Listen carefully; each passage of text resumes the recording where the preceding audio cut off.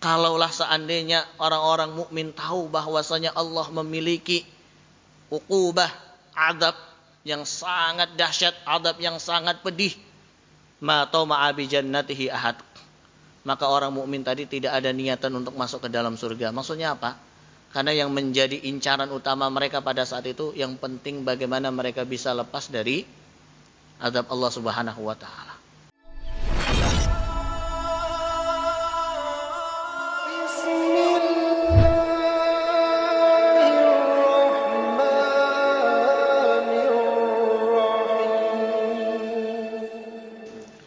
Bismillahirrahmanirrahim. Assalamualaikum warahmatullahi wabarakatuh. Innal hamdalillah nahmaduhu wa nasta'inuhu wa nastahdi wa nastaghfiruh wa natubu ilaih. Wa na'udzu billahi min syururi anfusina wa min sayyiati a'malina. Man yahdihillahu fala mudilla lahu wa man yudlil fala hadiyalah. Asyhadu an la ilaha illallah wahdahu la syarika lah wa asyhadu anna Muhammadan abduhu wa rasuluhu la nabiyya wa la rasulahu ba'dah. Allahumma salli wa sallim wa barik ala nabiyyina Muhammad wa ala alihi wa ashabihi wa man sara ala nahjihi ila yaumil qiyamah, amma ba'd. Yaqulullahu ta'ala fil Qur'anil Karim, A'udzu billahi as-sami'il 'alim minasy syaithanir rajim. Ya ayyuhalladzina amanu taqullaha haqqa tuqatih wa la tamutunna illa wa antum muslimun. Wa qala ya ayyuhalladzina amanu taqullaha wa qulu qawlan sadida yuslih lakum a'malakum wa yaghfir lakum dhunubakum wa may yuti'illaha wa rasulahu faqad faza fawzan 'azima. Wa qala nabiyyuna Muhammad sallallahu alaihi wasallam fi hadithihi, ittaqillah haitsu ma kun wa adbi sayyi'atal hasanata tamuha wa khaliqin nasa bi khuluqin hasanin. Allahumma anta rabbi la ilaha illa anta khalaqtani wa ana 'abduka wa ana 'ala ahdika wa wa'dika mastata'tu. A'udzu bika min syarri ma sana'tu. Abu'u laka bi ni'matika 'alayya wa abu'u bi dzambi faghfirli fa innahu la yaghfiru dzunuba illa anta. Jamaah salat subuh yang dirahmati oleh Allah Subhanahu wa taala, ma'asyiral muslimin, a'azzani Allah wa iyyakum. Marilah kita sama-sama senantiasa memanjatkan puja dan puji syukur kita kehadirat Allah Subhanahu wa taala atas segala limpahan nikmat yang telah Allah karuniakan kepada kita, wabil khusus nikmat iman dan juga nikmat Islam. Sehingga dengan nikmat-nikmat tadi kita semua dimudahkan oleh Allah Subhanahu wa taala untuk menjalankan kewajiban kita sebagai seorang hamba, yaitu melaksanakan sholat subuh berjamaah di masjid yang kita cintai ini, kemudian dilanjutkan dengan thalabul ilmi. Semoga setiap langkah kita, setiap amal perbuatan kita, dan setiap ibadah kita diganjar pahala oleh Allah Subhanahu wa taala dan diterima oleh Allah Subhanahu wa taala. Amin ya rabbal alamin.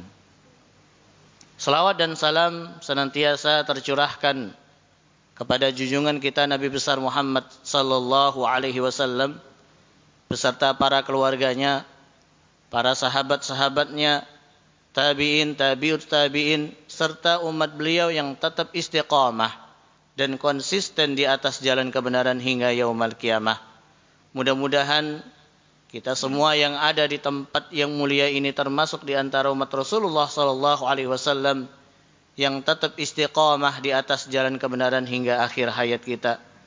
Dan semoga di yaumil qiyamah kelak kita juga termasuk di antara umat Rasulullah sallallahu alaihi wasallam yang mendapatkan syafaat dari beliau sallallahu alaihi wasallam. Amin ya rabbal alamin. Para jamaah sekalian yang dirahmati oleh Allah Subhanahu wa taala, insyaallah kajian kita pada pagi hari ini kita akan melanjutkan pembahasan kita di dalam mempelajari cabang-cabang keimanan, yang mana hari ini kita masuk cabang iman yang ke-9, yaitu al-imanu biwujubir roja minallahi azza wa jalla. Beriman terhadap wajibnya kita ar-roja. Apa itu roja? Berharap kepada Allah Subhanahu wa taala. Sebelum kita memulai pembahasan kita di dalam masalah ini, di dalam pembahasan yang akan kita bahas pada pagi hari ini, maka seperti biasa insyaallah kami akan menceritakan sebuah kisah. Mungkin sebagian besar di antara kita sudah pernah mendengarkan kisah ini. Kisah ini ada hubungan dengan materi yang akan kita bahas bersama-sama pada pagi hari ini. Sebuah kisah yang sangat istimewa, sebuah kisah yang sangat masyhur, yang diceritakan oleh Rasulullah SAW di dalam hadisnya yang sahih, riwayat Imam Muslim di dalam kitab sahihnya, dari sahabat Abu Sa'id Al-Khudri, anna Nabiyya SAW qala, dari seorang sahabat beliau yang bernama Abu Sa'id Al-Khudri radhiyallahu an, bahwasanya Rasulullah SAW bersabda, kana fi man kana qablakum rajulun qatala tis'ata wa tis'ina nafsan.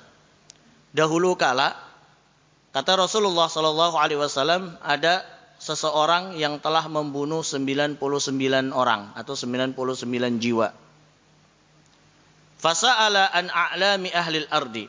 Maka kemudian orang ini punya keinginan untuk bertaubat, punya keinginan untuk insaf dari perbuatan dosa yang telah dia lakukan. Bayangkan jamaah sekalian, membunuh 99 orang.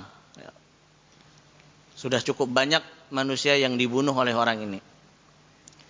Fasa'ala an a'lami ahlil ardi. Kemudian dia tanya kemana-mana, kira-kira ada enggak orang yang bisa memberikan jawaban kepada saya secara pasti, apakah taubat saya diterima oleh Allah Subhanahu wa taala. Fadalla ala rohib. Maka kemudian masyarakat menunjukkan kepadanya seorang rohib, yaitu seorang ahli ibadah dari kalangan Bani Israel, itu dinamakan rohib. Fa'atahu, dan dia mendatangi rohib ini. Faqala, dan mengatakan kepada si rohib ini, innahu qatala tis'ata wa tis'ina nafsan. Saya telah membunuh 99 orang. Fahallahu min taubah, apakah taubat saya masih bisa diterima oleh Allah Subhanahu wa taala? Faqala la, maka kemudian si rahib tadi menjawab, la, tidak.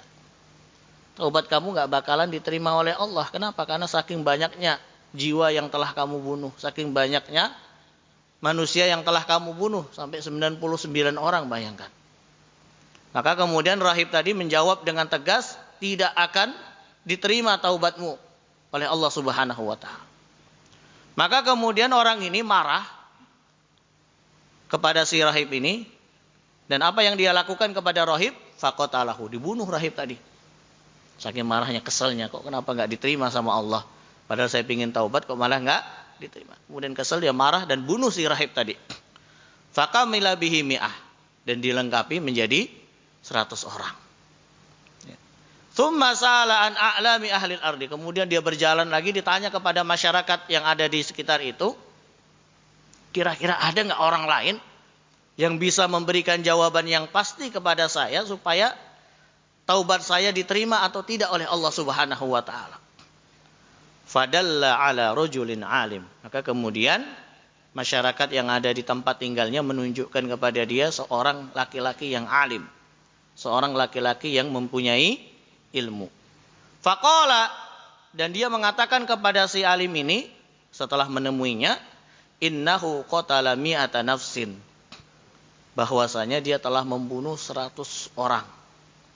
Ya, yang terakhir yang dibunuh enggak main-main, seorang rahib, seorang ahli ibadah. Ya. Kalau dulu zaman Bani Israil, seorang ahli ibadah itu punya kedudukan yang sangat tinggi. Kenapa? Karena memang mereka menghabiskan masa mereka dengan banyak beribadah kepada Allah Subhanahu wa taala. Jadi hampir 24 jam waktu yang Allah berikan kepada mereka digunakan hanya untuk beribadah di mihrab, tempat ibadah mereka. Jadi mereka nggak kerja, ya, nggak menikah, kemudian nggak punya keluarga, memang kerjaannya beribadah terus. Itu abid ya di masa Bani Israel pada zaman dahulu kala sebelum zamannya Rasulullah Sallallahu Alaihi Wasallam. Kemudian dia bertanya kepada si alim ini, fahallahu min taubah. Kira-kira taubat saya diterima nggak sama Allah Subhanahu Wa Taala? Saya sudah membunuh 100 jiwa. Faqala na'am. Maka kemudian si alim ini menjawab, iya. Taubat kamu akan diterima oleh Allah Subhanahu wa taala. Tapi dengan satu syarat, kata si alim ini. Agar bagaimana taubat kamu diterima oleh Allah Subhanahu wa taala, intalik ila ardin kada wa kada. Kamu harus pindah ke negeri yang lain. Fa innaha unasan ya'budunallah. Karena di sana terdapat orang-orang yang memang orang-orang yang saleh, orang-orang yang senantiasa beribadah kepada Allah.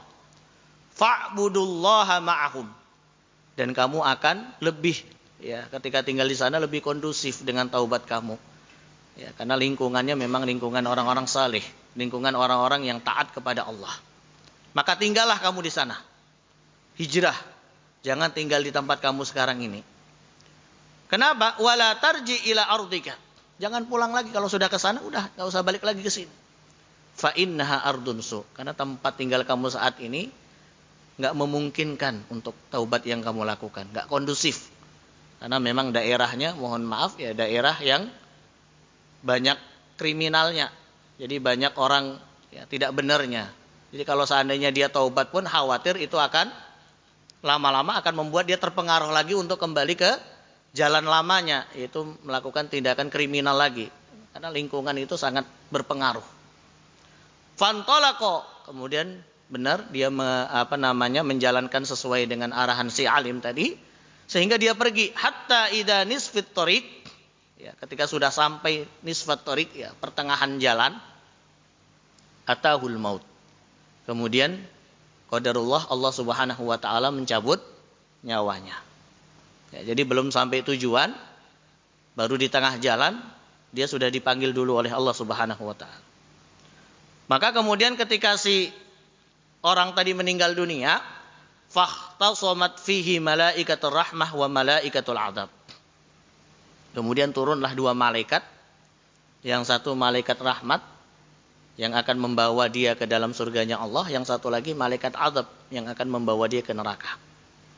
Faqalat malaikatur rahmah, maka berkata malaikat rahmat, malaikat yang akan membawa dia ke surga, jaa taiban muqbilan biqalbihi ilallah. Orang ini dia sudah punya niatan yang kuat di dalam hatinya untuk bertaubat kepada Allah Subhanahu wa taala. Maka dia layak untuk aku bawa ke dalam surganya Allah Subhanahu wa taala. Wa qalat malaikatul adzab, akan tetapi malaikat yang akan membawa dia kepada neraka mengatakan, jangan dulu, jangan kamu bawa. Tapi yang pantas membawa dia saya. Kenapa? Innahu lam ya'mal khairan qattun. Karena dia belum sama sekali melakukan kebaikan.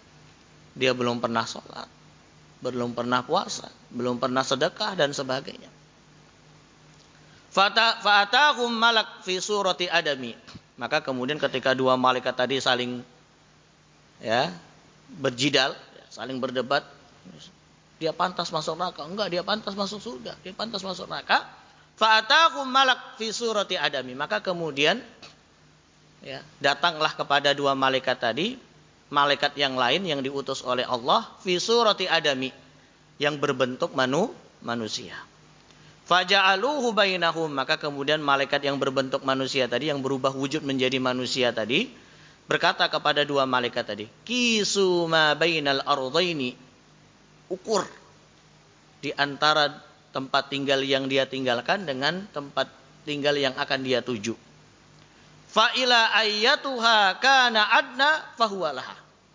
Mana yang lebih dekat, maka dialah yang berhak mendapatkan tempat itu. Jadi seandainya kalau tempat tinggal yang dia tinggalkan itu lebih dekat, maka dia akan masuk ke neraka. Sebaliknya kalau tempat tinggal yang akan dia tuju, yang akan dia hijrah ke daerah itu lebih dekat, maka dia akan masuk ke dalam surganya Allah Subhanahu wa taala. Faqasuhu, maka kemudian diukur. Fawajaduhu adna ilal ardil lati aroda, dan ternyata yang lebih dekat mana? Yaitu tempat tinggal yang akan dia tuju. Jadi bukan tempat tinggal yang akan dia tinggal, yang telah dia tinggalkan, tapi yang akan dia tuju. Faqabadatul malaikatu rahmah. Maka kemudian orang tadi pun diambil oleh malaikat rahmat dan dibawa ke dalam surganya Allah Subhanahu wa taala. Kemudian Imam Qatadah mengatakan, beliau mengutip pendapatnya Imam Hasan Al-Basri rahimahullah taala, ketika dalam keadaan sakaratul maut, orang ini apa? Na'a bisodrihi, dia memegang dadanya karena saking perihnya ya kematian yang datang padanya saat itu. Wallahu a'lam bishawab. Dari hadis ini, dari kisah ini, ada beberapa faedah yang bisa kita ambil pelajaran di dalamnya. Yang pertama, kita lihat bagaimana orang ini memiliki keinginan yang kuat untuk bertaubat kepada Allah Subhanahu wa taala walaupun dia sudah membunuh 99 ditambah 100 orang jiwa. 100 jiwa. Tapi karena keinginan yang kuat di dalam dirinya untuk bertaubat atas dosa yang dia lakukan, maka dia berusaha mencari orang yang bisa memberikan kepadanya jawaban yang pasti apakah taubatnya diterima oleh Allah atau tidak. Ini yang pertama.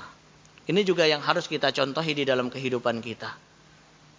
Walaupun kita banyak sekali melakukan perbuatan dosa dan maksiat kepada Allah dengan berbagai macam dosa yang kita lakukan, maka kita harus punya keinginan yang kuat di dalam diri kita untuk bertaubat kepada Allah Subhanahu wa taala. Fatubu jami'an ayyuhal mu'minun. Ya, wasari'u ila magfiratin min rabbikum. Banyak di dalam ayat Al-Qur'an Allah menggunakan kata-kata sari, segera.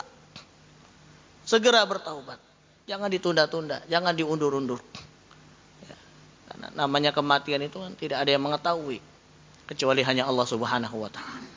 Maka selagi malam yughorgir, kata Rasulullah, selagi nyawa kita belum sampai di tenggorokan, ya, maka kesempatan untuk bertaubat kepada Allah masih terbuka luas. Oleh sebab itu jamaah sekalian yang dirahmati oleh Allah, mari tanamkan di dalam diri kita, di dalam jiwa kita, keinginan yang kuat untuk bertaubat kepada Allah atas setiap dosa yang kita lakukan, atas setiap perbuatan maksiat yang kita lakukan. Karena kita sejatinya manusia biasa, tentu banyak sekali dosa. Dalam hadis yang lain Rasulullah mengatakan, kullu bani Adam khata'un wa khairul khata'ina tawwabun. Setiap anak Adam itu pasti punya salah. Kita bukan manusia suci yang enggak punya dosa, yang enggak punya salah, enggak punya maksiat. Kita manusia yang banyak dosanya, yang banyak perbuatan maksiatnya. Wa khairul khata'ina tawwabun, kata Rasulullah. Tapi sebaik-baik orang yang melakukan perbuatan dosa adalah tawwabun. Segera dia bertaubat kepada Allah Subhanahu wa taala. Dan ini yang dilakukan oleh orang tadi. Walaupun dia sudah membunuh 99 ditambah 100 orang. Tapi keinginannya untuk bertaubat sangat kuat. Itu yang pertama. Kemudian yang kedua. Faedah yang bisa kita dapatkan di dalam hadis ini adalah kita lihat bagaimana keutamaan seorang alim daripada seorang abid. Bahkan dalam hadis yang lain banyak Rasulullah mengatakan seorang alim itu seperti kal qamar atau kal badar, seperti bulan purnama. Sedangkan si abid itu seperti bintang-bintang yang ada di langit. Karena bagaimanapun juga orang alim itu jauh lebih utama kedudukannya, jauh lebih mulia daripada seorang abid. Kenapa? Karena dengan ilmu yang dia miliki, dia bukan hanya bisa menerangkan dirinya saja, tetapi juga bisa menerangi orang lain. Bukan hanya bisa menerangi dirinya saja, tapi bisa menerangi orang lain. Beda dengan abid. Kalau abid, dia hanya bisa menerangi dirinya saja.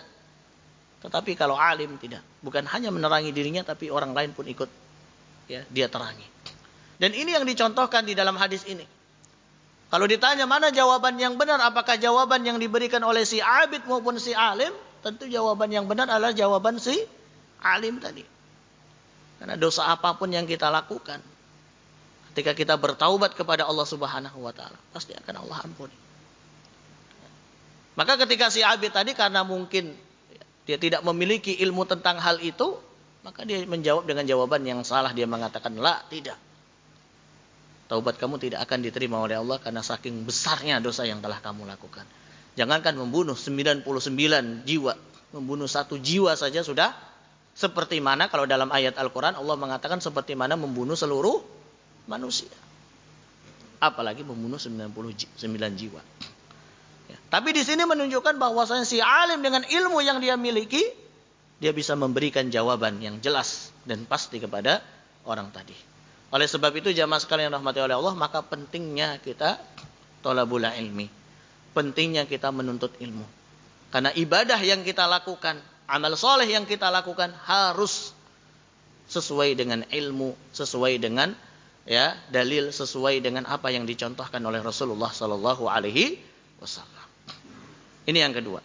Kemudian yang ketiga, kita lihat Allah Subhanahu Wa Taala di dalam hadis ini, dengan rahmatnya memberikan ampunan kepada orang tadi, walaupun dia belum sama sekali melakukan satupun kebaikan. Tapi ketika dia sudah memiliki keinginan yang kuat untuk bertaubat kepada Allah, maka Allah terima taubatnya. Dan sehingga dia dibawa oleh malaikat rahmat kemana? Ke dalam surganya Allah Subhanahu Wa Taala. Ini menunjukkan bahwasanya Allah memiliki sifat ar-rahmah. Apa itu? Rahmat, kasih sayang.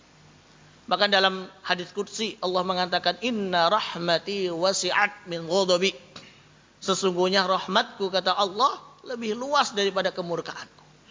Oleh sebab itu, materi yang akan kita bahas pada pagi hari ini adalah mari kita berusaha berharap untuk mendapatkan rahmat dan ampunan dari Allah Subhanahu Wa Taala. Karena kita yakin, wala tai'asu min rauhillah. Janganlah kalian berputus asa dari mendapatkan rahmat Allah. Janganlah kalian berputus asa dari mendapatkan ampunan Allah Subhanahu Wa Taala. Karena Allah memiliki sifat Ar-Rahman, Ar-Rahim, Al-Ghafur dan sebagainya. Wallahu a'lam bishawab. Para jamaah sekalian rahmati oleh Allah Subhanahu Wa Taala, itu tadi beberapa faedah yang bisa kita dapatkan di dalam hadis ini. Mudah-mudahan hadis ini menjadi pelajaran yang sangat berguna bagi kita semua, agar supaya bisa kita terapkan di dalam kehidupan kita. Amin ya rabbal alamin. Jamaah sekalian rahmati oleh Allah Subhanahu Wa Taala, materi kita pada pagi hari ini kita akan membahas tentang salah satu yang wajib kita imani, yaitu yang wajib ada di dalam diri kita sebagai seorang hamba adalah ar-roja minallahi azza wa jalla. Apa itu roja? Berharap kepada Allah. Di pertemuan yang lalu kita sudah membahas tentang al-khauf, yaitu memiliki rasa takut kepada Allah. Maka pertemuan kali ini kita akan membahas tentang roja, karena dua hal ini sangat penting. Antara al-khauf dan ar-roja itu harus ada di dalam diri kita. Kita harus memiliki rasa takut kepada Allah, kita juga harus memiliki rasa harapan ataupun keinginan kepada Allah Subhanahu Wa Taala. Ini yang dinamakan ar-roja. Yang pertama kita akan membahas tentang pengertian ar-roja. Apa sih ar-roja itu? Ar-roja adalah yang dikatakan oleh para ulama al-istibsyar biwujudillah. Kita merasakan di dalam diri kita tentang wujudnya Allah, adanya Allah. Jadi ini yang pertama. Jadi merasa Allah itu ada. Allah itu ada. Jadi kita punya siapa? Allah Subhanahu Wa Taala. Makanya ketika Rasulullah Shallallahu Alaihi Wasallam bersama sahabat Abu Bakar di dalam gua apa? Gua Thur. Ketika mereka berdua sembunyi dari kejaran orang-orang kafir, musyrikin Quraisy. Di saat Rasulullah ingin hijrah ke Madinah, maka kemudian orang-orang kafir berhasil mendekati pintu gua Thur. Sahabat Abu Bakar ketika itu merasa sangat ketakutan. Beliau bukan takut seandainya dirinya yang ketangkep oleh orang-orang kafir Quraisy, tapi beliau khawatir kalau yang ditangkap itu adalah Rasulullah SAW. Beliau khawatir kalau seandainya yang dibunuh itu adalah Rasulullah, bukan dirinya. Kalau beliau dibunuh nggak masalah, mati syahid. Tapi kalau Rasulullah sudah terbunuh, maka akan terputus dakwah Islam. Tapi ketika itu ditenangkan oleh Rasulullah SAW. Beliau ingin menenangkan sahabat Abu Bakar bahwasanya kita ini punya Allah. La takhuf wa la tahzan innallaha ma'ana. Jangan kamu takut, jangan kamu sedih wahai Abu Bakar, Allah bersama kita. Kita ini punya Allah. Ngapain kita takut? Ngapain kita khawatir?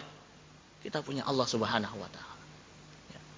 Jadi makna ar-raja yang pertama adalah al-istibsyar biwujudillah. Ada di dalam diri kita meyakini bahwasanya kita punya Allah. Allah itu ada. Wa fadli Rabbi ta'ala. Dan kita juga yakin Allah itu memiliki apa? Karunia-Nya. Memiliki karunia-Nya yang akan Allah berikan kepada hamba-hambanya. Wal irtiyah limutala'ati karamihi wa minanihi. Dan kemudian kita berusaha mendapatkan karunia, rahmat, nikmat yang dimiliki oleh Allah Subhanahu wa taala. Dan yang paling besar yang kita harapkan dari Allah Subhanahu wa taala adalah kenikmatannya yang terbesar apa? Yaitu jannahnya, surganya Allah Subhanahu wa taala. Ini makna dari kata-kata ar-raja. Kemudian selanjutnya, dalil perintah ataupun disyariatkannya di dalam diri kita, di dalam jiwa kita harus memiliki sifat ar-raja, yaitu harapan kepada Allah. Yang pertama, dalil-dalil yang disebutkan di dalam Al-Quran, yaitu surat Al-Isra ayat 57, Allah Subhanahu wa taala berfirman, A'udzubillahi minasyaitonirrajim, wa yarjuna rahmatah wa yakhafuna 'adzabah, inna 'adzaba rabbika kana mahdzura. Dan mereka adalah orang-orang yang senantiasa yarjuna rahmatah, mengharap rahmat Allah Subhanahu wa taala. Wa yakhafuna 'adzabah, dan mereka adalah yang senantiasa takut dengan azab Allah Subhanahu wa taala. Ya, Allah memuji orang-orang yang bertakwa di dalam ayat ini. Kemudian juga dalam surat Al-A'raf ayat 56 Allah berfirman, wada'uhu khaufan wa tama'a, inna rahmatallahi qaribum minal muhsinin. Allah katakan kepada kita sebagai hamba-hambanya, janganlah kalian putus asa dari terus meminta dan meminta kepada Allah Subhanahu wa taala. Kenapa? Inna rahmatallahi qarib. Sesungguhnya rahmat Allah itu sangat dekat dengan kita sebagai hamba. Maka jangan pernah kita berputus asa untuk terus meminta, memohon kepada Allah Subhanahu wa taala. Rahmat Allah sangat dekat dengan kita. Kemudian dalam ayat yang lain, yaitu surat Az-Zumar ayat 53, Allah juga berfirman, Qul ya ibadiyalladzina asrafu ala anfusihim la taqnatu min rahmatillah. Katakanlah, wahai hamba-hambaku, janganlah kalian la taqnatu, janganlah kalian berputus asa dari rahmat Allah. Jangan pernah berputus asa dari rahmat Allah Subhanahu wa taala. Kenapa? Innallaha yaghfirudz dzunuba jami'a. Sesungguhnya Allah mengampuni seluruh dosa-dosa yang dilakukan oleh hamba. Jami'an, semuanya, dosa apapun. Hatta dosa syirik sekalipun, kalau kita bertaubat kepada Allah Subhanahu wa taala, pasti akan Allah ampuni. Innahu huwal ghafurur rahim. Karena Allah memiliki dua nama dan dua sifat apa? Al-Ghafur yang maha pengampun, dan Ar-Rahim yang maha penyayang. Kemudian dalam ayat yang lain Allah juga berfirman, innallaha la yaghfiru ay yushraka bihi wa yaghfiru ma duna dzalika liman yasha. Allah akan mengampuni dosa-dosa yang kita lakukan sesuai dengan kehendak Allah Subhanahu wa taala. Bahkan dalam hadis Rasulullah sallallahu alaihi wasallam bersabda, "Lau ya'lamul mu'min ma indallahi minal 'uqubah ma tama'a bi jannatihi ahad." Kalaulah seandainya orang-orang mukmin tahu bahwasanya Allah memiliki uqubah, azab yang sangat dahsyat, azab yang sangat pedih, ma tama'a bi jannatihi ahad, maka orang mukmin tadi tidak ada niatan untuk masuk ke dalam surga. Maksudnya apa? Karena yang menjadi incaran utama mereka pada saat itu, yang penting bagaimana mereka bisa lepas dari azab Allah Subhanahu wa taala. Walaupun enggak masuk surga enggak apa-apa ya Allah, yang penting saya enggak diazab. Ya. Walau ya'lamul kafir ma indallah minar rahmah, kalau seandainya orang kafir tahu Allah memiliki sifat rahmah, itu kasih sayang kepada hamba-hambanya, ma qanata min jannatihi, maka orang kafir tidak akan, ya, kalau mereka tahu, mereka tidak akan terhalang dari meminta surga kepada Allah Subhanahu wa taala. Ya, tapi karena mereka enggak mengerti, akhirnya mereka enggak mau meminta surga kepada Allah. Wallahu a'lam bishawab. Kemudian dalam hadis yang lain Rasulullah bersabda, la yamutanna ahadukum illa wa huwa yuhsinu dzan billahi azza wa jalla. Tidaklah seseorang di antara kalian meninggal dunia kecuali dalam keadaan husnudzon kepada Allah. Maka jangan pernah suudzon kepada Allah Subhanahu wa taala, karena bagian dari roja minallah, berharap kepada Allah adalah senantiasa husnudzon kepada Allah. Apa itu husnudzon? Berbaik sangka kepada Allah Subhanahu wa taala, bukan malah berburuk sangka. Baru diuji sedikit, wah, menganggap wah Allah nggak sayang sama saya lagi diuji seperti ini. Nah, itu namanya suudzon. Allah nggak cinta dengan saya, buktinya nih saya diuji, buktinya usaha saya dibikin bangkrut kayak gini. Nah, itu namanya suudzon. Ya, tapi kita harus senantiasa husnudzon kepada Allah Subhanahu wa taala dalam keadaan apapun. Ya. Maka di sini sampai Rasulullah mengatakan la yamutanna ahadukum, ya.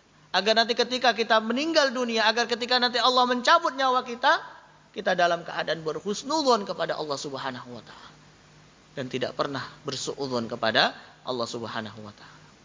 Kemudian dalam hadis yang lain, hadis yang sahih riwayat Imam Bukhari dan Muslim, Allah berfirman hadis qudsi, ana inda dhanni 'abdi bi.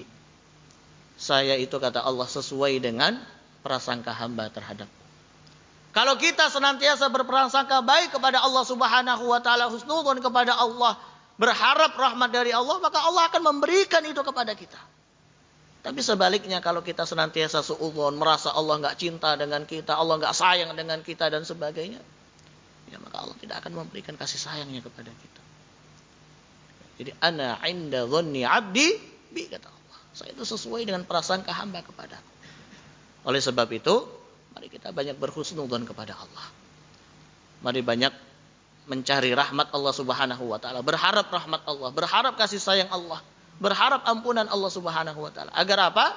Agar Allah Subhanahu wa taala ya senantiasa memberikan kasih sayang dan ampunannya kepada kita semua sebagai hamba-hambanya. Itu tadi beberapa dalil-dalil yang menunjukkan kepada kita tentang disyariatkannya, ya, diwajibkannya, diperintahkannya kita untuk memiliki sifat ar-roja di dalam di dalam diri kita kepada Allah Subhanahu wa taala, yaitu senantiasa berharap kepada Allah Subhanahu wa taala. Kemudian pembahasan selanjutnya adalah apa perbedaan antara ar-roja dan at-tamanni. Ya, beda antara roja dengan tamanni. Ar-roja ya, berharap kepada Allah dengan tamanni. Apa itu tamanni? Tamanni itu angan-angan. Tamanni laisa roja'an syar'iyyan. Ya, namanya angan-angan, tamanni itu bukan roja.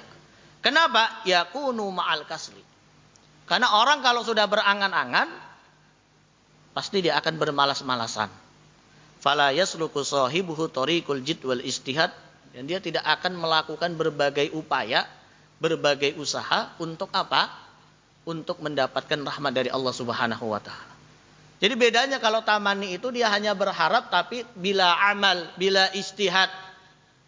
Ya. Hanya berharap tapi punya keinginan tapi tidak dibarengi dengan usaha, tidak dibarengi dengan amal perbuatan. Itu namanya tamanni. Angan-angan. Ya, dalam hal apapun, bahkan dalam hal dunia sekalipun sama seperti itu. Ya. Dulu pernah sahabat Umar bin Khattab radhiyallahu an melihat orang yang duduk di Masjid Nabawi, di Raudhah, tempat diijabahnya doa, ya, Raudhah. Kemudian berdoa kepada Allah Subhanahu wa taala agar Allah memberikan dia rezeki, dan hampir tiap hari dia lakukan hal seperti itu. Kemudian dilihat oleh sahabat Umar, orang ini enggak pernah kerja, enggak pernah usaha. Tiap hari hanya doa saja, ya Allah berikan saya rezeki, ya Allah besoknya datang lagi masjid, ya Allah berikan, enggak pernah usaha. Apa yang dilakukan oleh sahabat Umar? Didatangi orang ini kemudian ditampok. Sahabat Umar kan orangnya enggak basi-basi, langsung aja taplok. Kemudian sahabat Umar bin Khattab mengatakan, innas sama la tumtir zahaban wala fiddah. Hei, ketahui, langit itu enggak pernah menurunkan hujan emas dan perak. Pernah enggak bapak-bapak lihat langit menurunkan hujan emas dan perak? Pernah? Enggak pernah kan? Tapi langit menurunkan hujan apa? Hujan air. Maksudnya apa? Kalau mau dapat rezeki dari Allah, tidak cukup hanya berdoa, tapi harus apa? Berusaha, bekerja. Kalau hanya sekedar berdoa, punya cita-cita, keinginan, saya ingin rumah gede, mobil banyak, tapi nggak mau usaha. Tiap hari cuma angan-angan, tiap hari cuma cita-cita doang, angan-angan doang, kemudian berdoa kepada Allah, itu namanya bukan roja. Itu hanya namanya at-tamanni.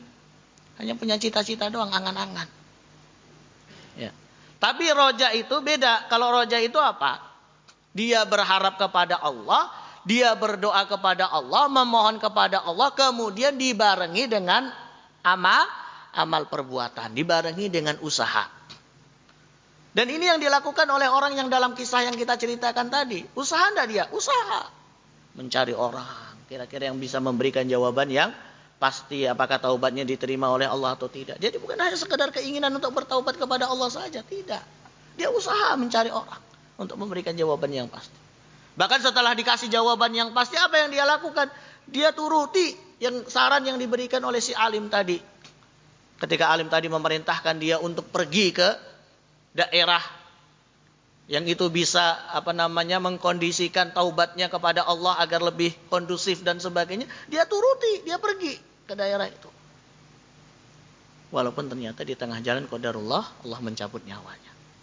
Tapi kan sudah ada usaha yang dia lakukan, ada ijtihad, kesungguhan dia untuk bertaubat kepada Allah Subhanahu wa taala. Ini yang dinamakan ar-roja. Jadi ar-roja itu harus dengan amal perbuatan, harus dengan ijtihad. Tidak bisa hanya dengan saya punya keinginan untuk bertaubat tapi enggak taubat-taubat kepada Allah. Hanya punya keinginan doang. Saudaraku, taubatlah sama Allah kepada Allah atas dosa yang kamu. Ya, kalau ingin sih sudah ada dalam hati sebenarnya saya mau bikin taubat. Tapi kayaknya belum sekarang deh, nanti aja dah, yang penting punya keinginan dulu. Enggak bisa. Kalau seperti itu, apakah taubatnya diterima sama Allah? Ya enggak diterima. Kenapa? Karena dia belum bertaubat. Belum ada usaha. Beda kalau seandainya sudah berusaha untuk bertaubat kepada Allah, ya insya Allah Allah akan terima taubatnya. Nih.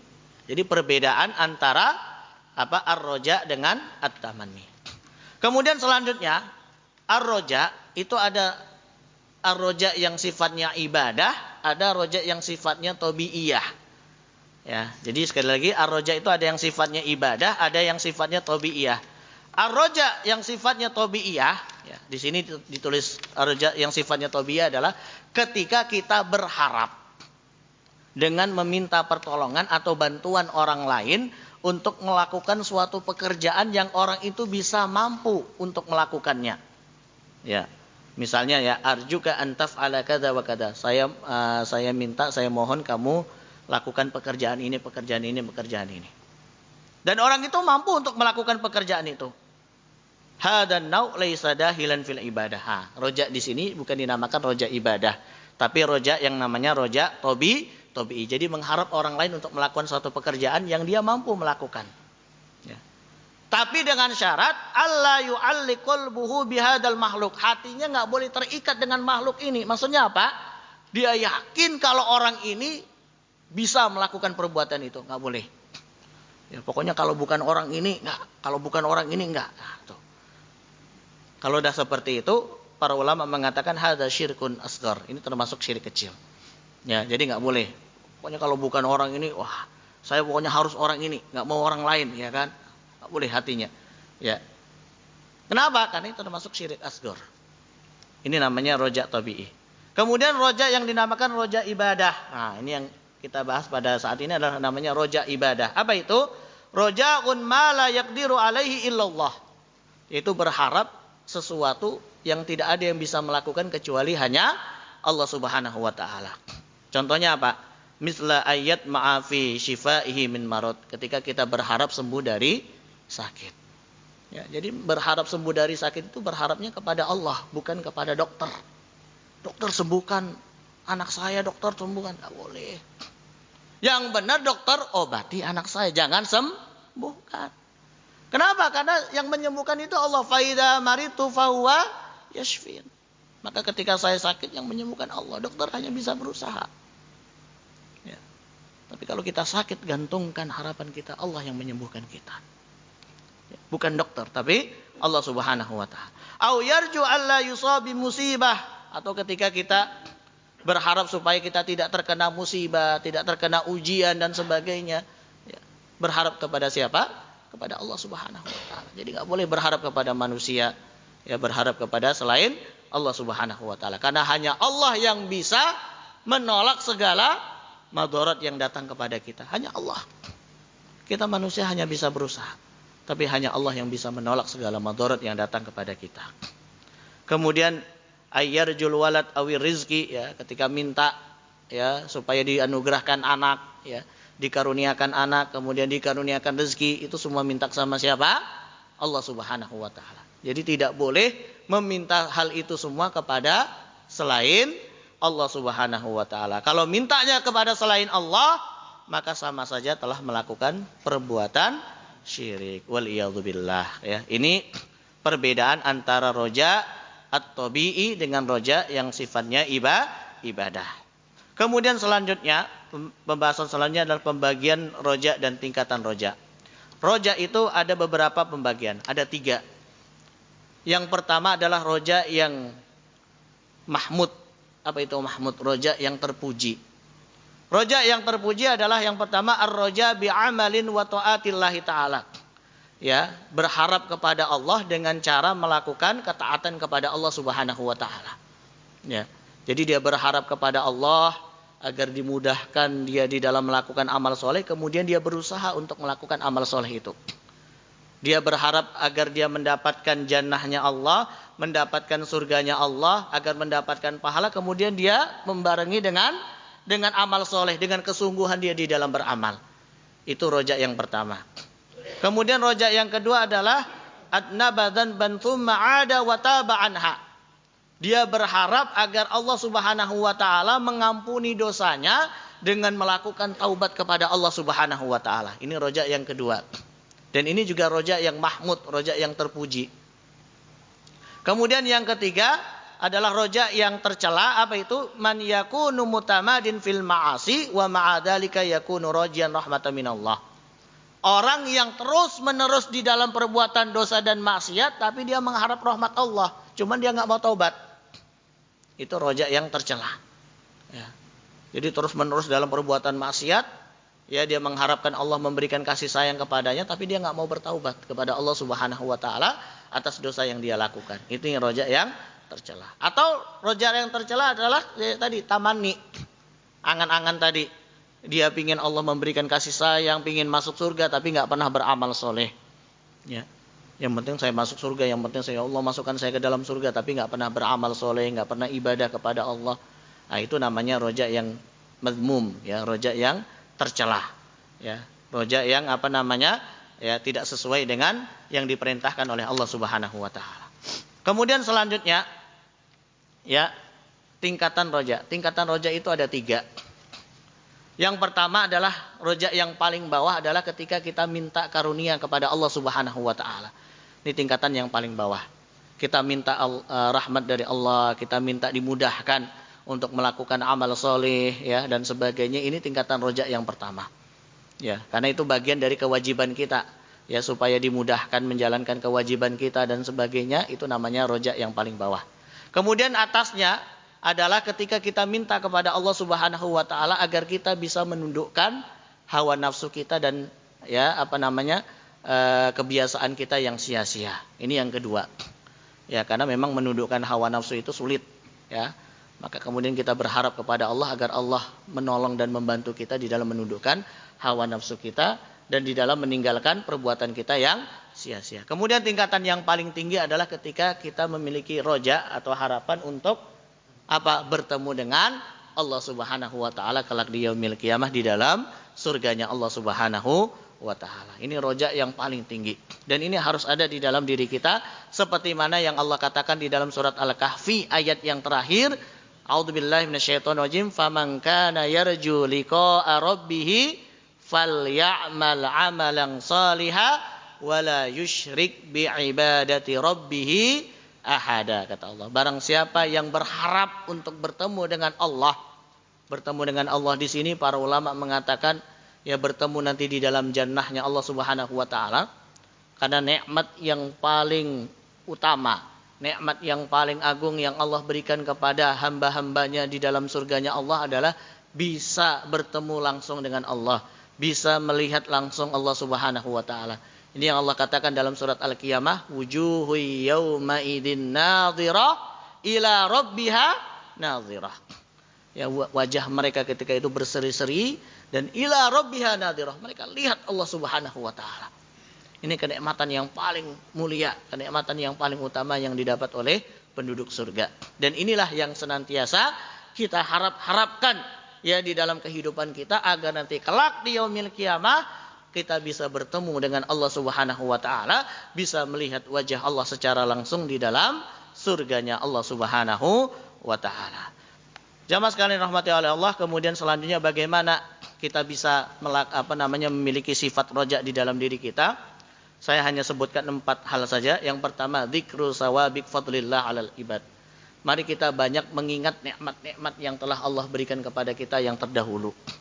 Banyak sekali nikmat-nikmat yang Allah berikan kepada kita. Senantiasa mengingat nikmat Allah itu akan menjadikan kita semakin apa?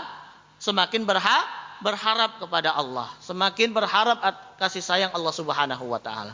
Ya, jadi yang diingat jangan ujiannya terus, ya, jangan sengsaranya terus, tapi banyak mengingat nikmat Allah. Karena bagaimanapun juga nikmat Allah itu jauh lebih banyak Allah berikan kepada kita dibandingkan ujiannya, ya, dibandingkan musibah yang Allah berikan kepada kita. Nikmat itu jauh lebih banyak.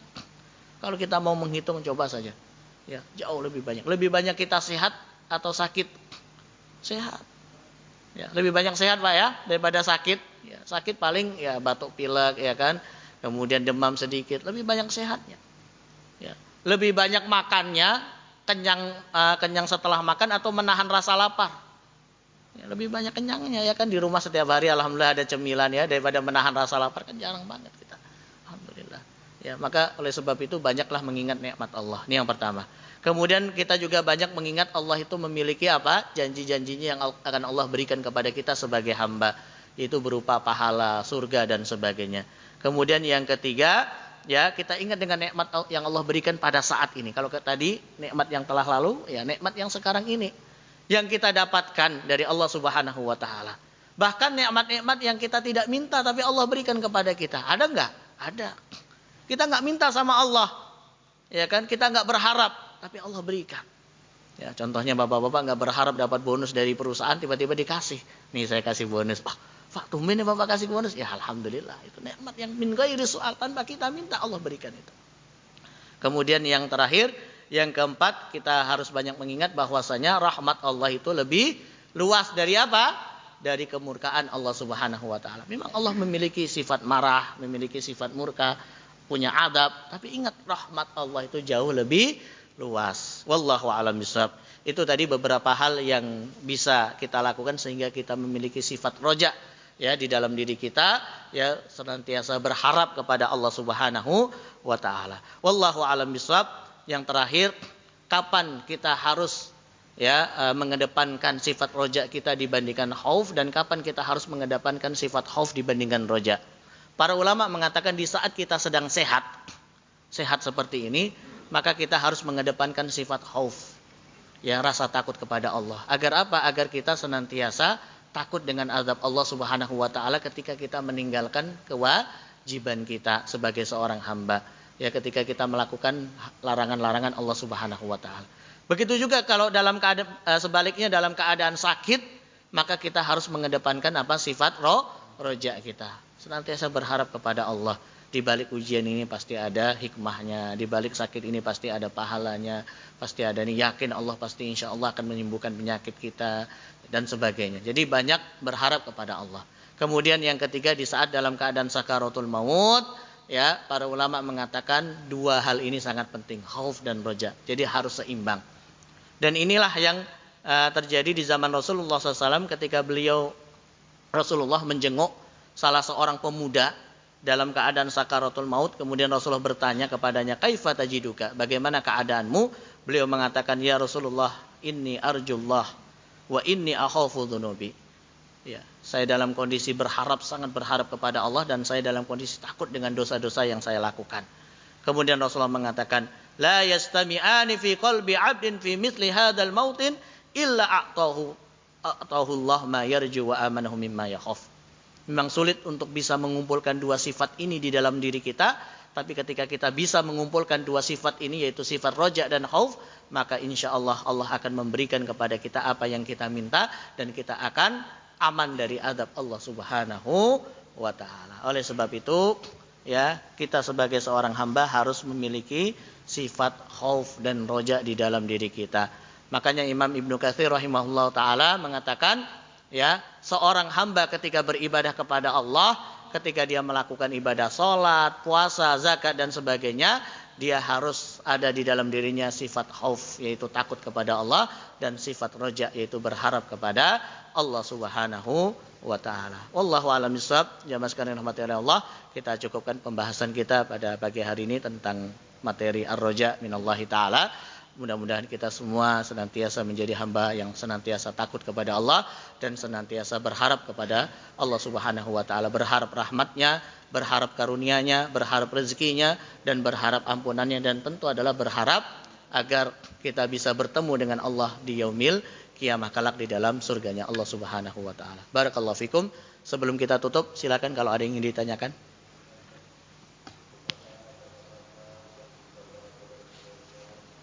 Silakan, jemaah.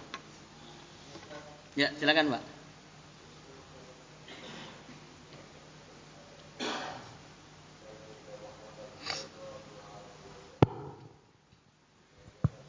Ya, terima kasih Ustadz atas waktunya. Ini saya bertanya mungkin tentang khauf dan roja, antara perasaan takut dan cemas. Ada irisan nggak antara khauf dan roja ini dengan optimis dan pesimis gitu? Nah, kan kita, atau selanjutnya pertanyaannya, kalau tadi pertanyaan ada irisan, boleh nggak kita optimis gitu, yakin terhadap apa yang sudah kita lakukan ini bakalan terjadi gitu, atau sebaliknya? Kemudian kalau tadi irisan, terus boleh enggak kita optimis dan optimis, terus ini ada kesamaannya enggak gitu, atau ini bab yang lain gitu antara optimis pesimis sama khauf dan roja gitu. Ustaz, terima kasih. Assalamualaikum warahmatullahi wabarakatuh. Waalaikumsalam. Baik. Terima kasih Pak Jazakallah khairan atas pertanyaannya. Apakah ada kesamaan antara khauf dan roja dengan optimis dan pesimis? Ya, jadi al-khauf dan ar-roja itu adalah kita tujukan hanya kepada Allah. Ketika kita khauf, takut kepada Allah, ar-roja juga kepada Allah. Begitu juga ketika kita optimis, ya, misalnya kita optimis kita bisa melakukan hal itu, maka kita tujukan optimis kita adalah Allah akan menolong, membantu, memudahkan atas usaha yang kita lakukan. Ya, jadi nggak boleh optimis untuk diri kita sendiri tanpa melibatkan Allah, itu yang nggak boleh. Tapi optimis Allah akan menolong kita. Optimis Allah akan membantu kita. Optimis Allah akan memudahkan amal perbuatan yang akan kita lakukan ini. Ya, jadi seperti itu. Itulah yang kaitannya dengan ar-roja. Tapi kalau optimis hanya mengandalkan dirinya sendiri saja, kita yakin 100% kita pasti bisa, itu yang tidak diperbolehkan. Ya, jadi optimis kita harus kita kaitkan dengan roja tadi, ya, dengan roja kepada Allah Subhanahu wa ta'ala. Allah pasti akan menolong kita, pasti Allah akan membantu kita. Ya, ini optimis kita dengan bantuan Allah, pertolongan Allah, kemudahan yang Allah berikan, ini harus ada. Ya, jadi nggak boleh hanya mengandalkan diri sendiri. Itu sama saja kita menghilangkan kehendak Allah Subhanahu wa ta'ala di dalam diri kita. Wallahu a'lam bishawab. Ya, jadi seperti itu. Oleh sebab itu Allah katakan wala tai'asu min rahillah. Janganlah kamu berputus asa dari rahmat Allah. Ya, sebaliknya kita juga nggak boleh pesimis dari rahmat Allah. Allah nggak bakalan bantu deh saya kalau saya kayak gini. Allah nggak bakalan kasih sayang sama saya. Nggak boleh, itu juga nggak boleh. Ya, tetap harus optimis kalau Allah membantu kita, menolong kita, memberikan kasih sayang kepada kita, mengampuni dosa kita, memberikan karunia kepada kita, memuluskan keinginan kita dan sebagainya. Ya, jadi optimis kita harus kita ikat dengan roja tadi kepada Allah Subhanahu wa ta'ala. Wallahu a'lam bishawab. Jadi seperti itu. Terima kasih Pak, jazakallah khairan. Ada lagi yang lain? Ya, silakan Pak. Bismillahirrahmanirrahim. Terima kasih atas kesempatannya. Ya. Kalau saya melihat hadis yang pertama tadi, di situ digambarkan kalaupun boleh saya berkesimpulan ya Pak, berasumsi, artinya kita kaum muslimin ini sangat dituntut untuk toleran gitu ya, toleran, kemudian terhadap orang lain gitu. Tidak langsung sering-sering menjas atau menghukumi, atau ditambah tadi kita kata Pak Ustadz, dengan Allah itu kita harus sering berprasangka baik, selalu berprasangka baik. Artinya ketika ada orang siapapun gitu dalam perjalanan dari A ke B, kita tidak bisa menghukumi, oh dia kafir, dia bagaimana, karena kita tidak tahu. Sekarang mungkin dia umurnya 25, kita tidak tahu umur 30, umur 40, umur 50 dan sebagainya. Jadi kalau itu kita terapin sifat roja ini, alangkah indahnya di bumi Nusantara atau di Indonesia ini, tidak saling menghukumi gitu kan. Jadi karena kita tidak tahu diusahakan kita perbaiki diri kita sendiri, perbaiki terus dengan sifat roja dan khauf. Jangan terlalu banyak menghukumi atau melihat orang lain gitu.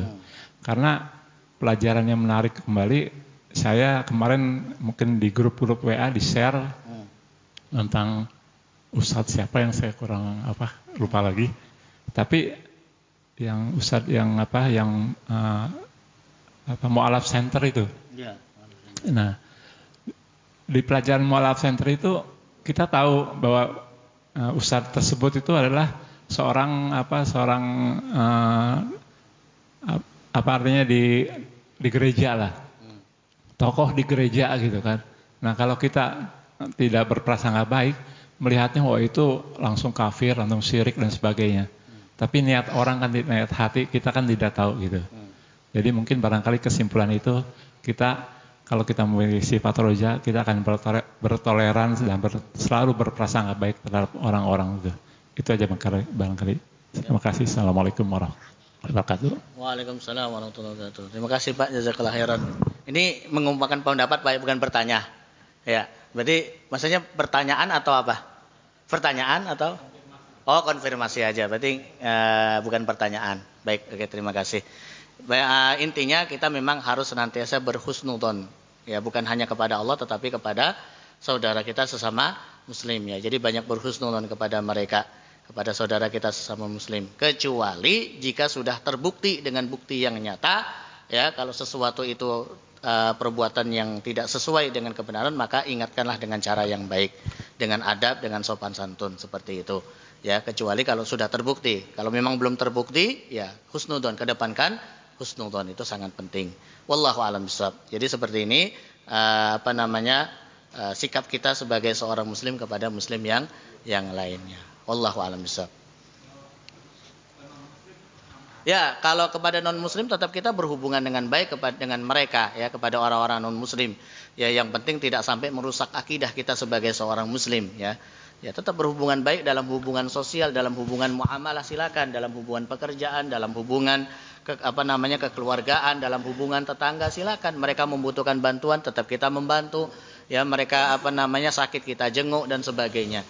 Tapi tidak dalam urusan akidah, tidak dalam urusan agama. Karena kalau sudah dalam urusan agama, itu Allah katakan di dalam surat Al-Kafirun, lakum dinukum waliyadin, ya. Karena kalau kita lihat sababun nuzul hadhihi surah, sebab turunnya surat Al-Kafirun itu, dulu orang-orang kafir Quraisy pernah meminta kepada Rasulullah, wahai Muhammad, kamu melakukan ritual agama kami dan kami juga akan melakukan ritual agama kamu. Jadi tukar ritual ibaratnya. Ya, jadi mereka minta kepada Rasulullah supaya apa? Tukar ritual, ya. Enggak usah lama-lama deh, sebulan aja deh atau sebentar aja deh. Ya, tapi kemudian diturunkan oleh Allah surat Al-Kafirun. Ya. La a'budu ma ta'budun wa la antum a'biduna ma a'bud, kata Allah. Kemudian Allah tutup, lakum dinukum waliyadin. Kalau dalam urusan agama tidak. Tapi kalau dalam hubungan sosial, dalam hubungan muamalah, ya silakan.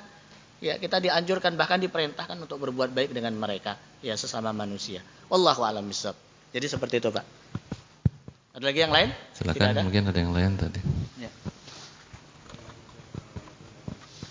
Waalaikumsalam warahmatullahi wabarakatuh. Selalu berharap kepada Allah dengan dilakukan ikhtiar, usaha. Contohnya tadi kita berharap bahwa Allah yang akan menyembuhkan, tapi ikhtiarnya kita ke dokter. atau berobat. Kita juga dengan asumsi yang sama, kita tidak boleh menyatakan bahwa jangan makan ini, nanti asam urat kambuh. Padahal yang memberi sakit dan yang menyembuhkan itu juga Allah. Jangan makan daging, nanti kolesterol, bisa sakit jantung. Nah, bolehkah seperti itu, Ustaz?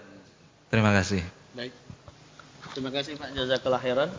Kalau hanya seperti itu silakan, tapi tidak sampai mengharamkan, ya. Tapi tidak sampai mengharamkan. Ya, orang ini haram makan ini haram makan daging, itu nggak boleh. Karena yang menghalalkan dan mengharamkan itu hanya Allah Subhanahu wa taala. Ya, tapi kalau hanya sekedar mewanti-wanti, tapi bukan berarti akhirnya ketika makan pasti akan kolesterol misalnya. Pasti akan ini, enggak. Ya, jadi hatinya itu yang terpenting. Jadi kalau hanya sekedar untuk menghindari, ya nggak masalah. Tapi kalau dia meyakini seyakin-yakinnya bahwasanya kalau dia makan daging pasti akan kolesterol, itu yang nggak boleh. Ya, jadi hatinya, maka ini permainan hati ini sangat penting karena roja itu adalah ibadah qalbiyah.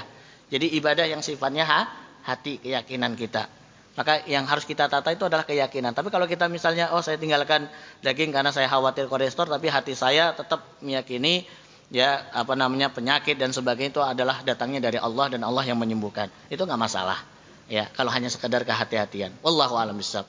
Maka penting hati kita untuk kita tata dalam masalah ini.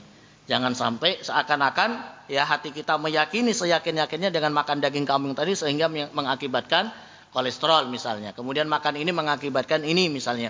Makan ini mengakibatkan ini, ya itu nggak diperbolehkan. Wallahu a'lam bishawab. Tapi kalau hanya sekedar kehati-hatian, maka silakan, boleh. Wallahu a'lam bishawab. Baik, terima kasih. Masih ada lagi? Kalau enggak saya Pak Ustaz takut ketinggalan. Oh, tuh. Telepon.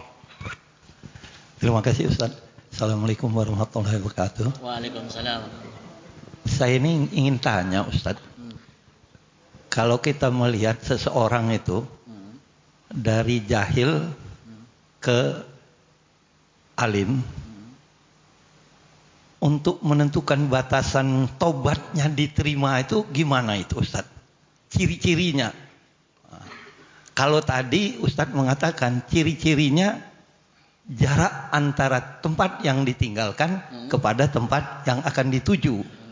Nah sekarang kita kalau melihat seseorang itu, tobatnya sudah diterima atau belum kira-kira? Terima kasih Ustaz. Ya. Baik, terima kasih Pak, jazakallahu khairan. Ya, kalau secara zahir bagaimana kita menghukumi seseorang itu diterima taubatnya atau tidak? Ya dengan secara zahir saja, dengan amal soleh yang dia lakukan. Ya, dengan perbuatan yang dia lakukan secara zahir, ya kalau kita menghukumi secara zahir. Adapun secara batin, ya itu serahkan antar urusan dia dengan Allah Subhanahu wa taala. Karena Allah yang menerima taubatnya, apakah Allah terima atau tidak itu urusan dia dengan Allah. Tapi kalau secara zahir kita lihat kalau orangnya dulunya dia nggak pernah sholat, kemudian dia sholat dan sebagainya, berarti insya Allah kita yakin ya insya Allah taubatnya diterima oleh Allah Subhanahu wa taala. Kenapa? Karena kita manusia hanya, para ulama mengatakan apa? Nahnu nahkumu bidzawahir. Kita hanya menghukumi zahirnya saja, ya lahirnya saja. Adapun urusan batinnya itu serahkan urusan dia dengan Allah Subhanahu wa taala, bukan urusan kita. Kita hanya lihat lahirnya saja. Kalau dia belum sholat kemudian dia sholat, kalau dulunya dia misalnya tidak menjalankan kewajibannya yang lain kemudian sekarang dia menjalankan, ya insya Allah kita yakini dia sudah bertaubat kepada Allah Subhanahu wa taala dan taubatnya diterima oleh Allah. Wallahu a'lam bishawab. Ya, makasih Ustaz. Saya adalah Pak Ustaz nanya satu Ustaz. Itu tadi singgung masalah syirik asghar ya, masa yang kecil-kecil itu berharap kepada seseorang itu. Tapi biasanya di dalam muamalah kira-kira boleh nggak misalnya gini. Kalau yang masaknya bukan antum, biasanya nggak enak gitu kan. Nah kalau yang bangun rumah ini bukannya kelompok itu kayaknya nggak rapi gitu. Kemudian juga kalau saya nggak nyuruh sana nggak amanah, mending nyuruh. Nah kira-kira seperti itu masih diperbolehkan nggak Ustaz? Kalau hanya secara lisan nggak masalah, tapi hatinya nggak boleh terikat. Jadi kalau hanya secara lisan nggak masalah, tapi hatinya nggak boleh terikat seakan-akan kalau orang ini bangun rumah pasti rumahnya akan megah, kuat dan sebagainya. Sebenarnya kalau orang lain kalau bangun rumah itu nggak akan ini, ya hatinya yang penting. Jadi kalau secara lisan nggak masalah. Karena para ulama mengatakan yang penting hatinya itu terikat atau tidak. Jadi sehingga ketika menganggap orang itu adalah satu-satunya, kemudian dia melupakan bahwasanya rumah ini kekuatan dan sebagainya itu adalah Allah yang memberikan dan sebagainya, ya itu yang nggak boleh. Jadi hatinya tetap dia ikatkan kepada Allah Subhanahu wa taala. Kemudian secara lisan dia mempercaya orang itu dan menganggap orang itu bagus masakannya, enak masakannya, bangun rumahnya bagus, ya silakan, nggak masalah. Tapi kalau secara hati dia harus ikat kepada Allah Subhanahu wa taala. Wallahu a'lam bishawab. Baik, makasih Tat. Ada lagi yang lain? Satu lagi mungkin sebelum ditutup. Wah, ini dia. Shit, orang jauh nih. Kita anak kedekatan yang paling tahu. Assalamualaikum warahmatullahi wabarakatuh. Kalau saya pertanyaannya dari beberapa teman-teman di sini, bukan. Jadi saya pertanyaannya mendasar sekali. Bagaimana tindakan kita selama sehari-hari, cara menghadirkan Allah di setiap tindakan kita. Itu yang saya rasa pribadi saya kadang kita suka lupa gitu. Dan yang menjadi pertanyaannya, bagaimana kita menghadirkan tindakan kita itu selalu menghadirkan Allah di hati kita. Itu dia Ustaz. Caranya bagaimana Ustaz? Baik. Terima kasih Pak Jazakallah khairan. Bagaimana caranya kita ya menghadirkan Allah di dalam setiap tindakan kita, di dalam setiap perbuatan kita. Baik. Ketika kita ingin, maka penting tadi dua sisi tadi, al-khauf dan ar-roja. Ketika kita ingin melakukan perbuatan dosa dan maksiat, maka di saat itu kita ingat Allah itu ada. Allah senantiasa memberikan azabnya, memberikan murkanya. Kepada siapa? Kepada siapapun hambanya yang melakukan perbuatan dosa. Ingat Allah Subhanahu wa ta'ala. Maka di saat itulah kita menghadirkan Allah di dalam diri kita. Kita ingat dengan Allah, dengan azab Allah, dengan kemurkaan Allah. Sehingga kita meninggalkan perbuatan dosa dan maksiat yang akan kita lakukan itu. Begitu juga ketika kita melakukan amal soleh misalnya. Ya salat, kemudian zakat, puasa, haji dan sebagainya. Hadirkan Allah dengan cara apa? Dengan cara kita akan maksimal di dalam melakukan amal soleh ini sambil berharap Allah tidak akan menyia-nyiakan amal ibadah yang kita lakukan dan berharap dengan pahala yang Allah berikan kepada kita. Hadirkan anta budallah ka'annaka tarahu fa illam takun tarahu fa innahu yaraka. Ya, jadi seakan-akan Allah itu hadir ketika sholat. Maka sifat ihsan kita, sikap ihsan kita di dalam ibadah kita menghadirkan seakan Allah itu hadir. Kita lihat Allah itu di hadapan kita. Maka kita akan maksimal di dalam ibadah sholat kita.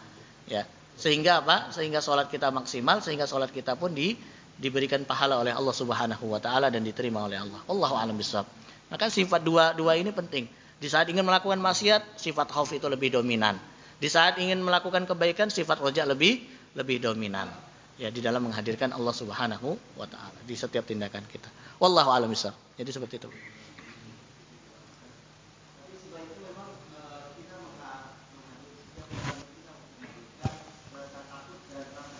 Iya, benar. Rasa takut dan rasa berharap kepada Allah. Maka tadi dibarengi dengan muraqabah. Apa itu muraqabah? Senantiasa merasa diawasi oleh Allah Subhanahu wa taala. Wallahu a'lam bishawab. Jamaah sekalian rahmati oleh Allah, mungkin cukup sekian kajian kita pada pagi hari ini. Terima kasih semuanya Bapak-bapak. Jazakumullah khairan katsira. Kita tutup dengan doa kafaratul majlis. Subhanakallahumma wa bihamdika asyhadu an la ilaha illa anta astaghfiruka wa atubu ilaik. Mudah-mudahan yang sedikit ini memberi manfaat bagi kita semuanya dan mohon maaf atas segala kekurangan dan kehilafan. Wabillahi taufik wal hidayah. Wassalamualaikum warahmatullahi wabarakatuh. Waalaikumsalam warahmatullahi wabarakatuh. Terima kasih Pak Ustaz.